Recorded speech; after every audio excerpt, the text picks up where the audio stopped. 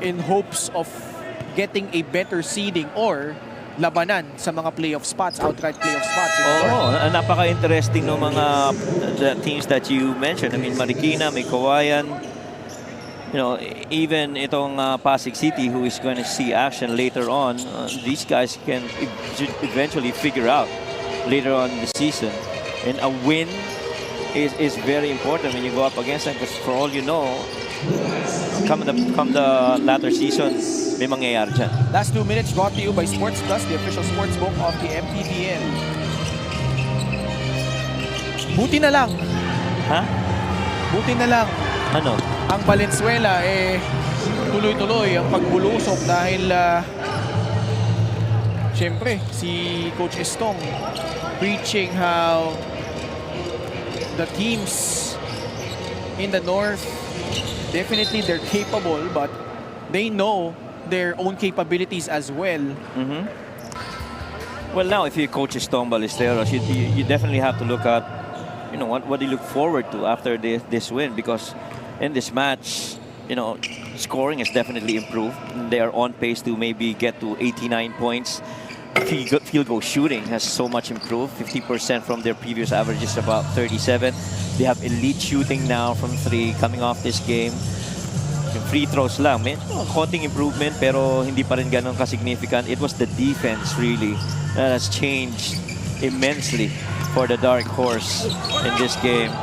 Now, after getting an average roughly about 2 blocks per game, they have now 6 in this match. You love the ball control, lesser of the turnovers and more of the scoring productions, and being, you know, very secure with that rock para dito sa Dark Horse. Clear favorites in their division.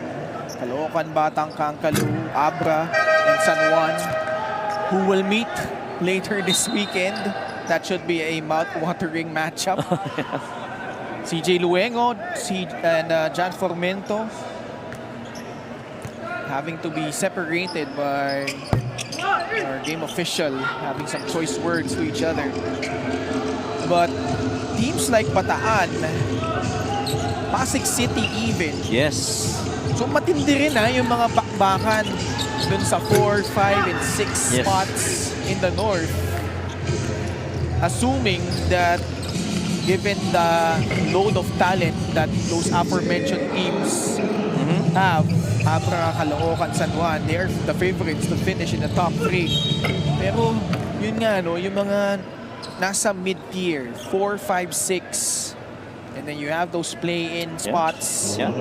Valenzuela could figure out in a tight race with those teams. Oh, kasi short term, yun talaga magiging focus mo mga 4, 5, 6 teams na yun.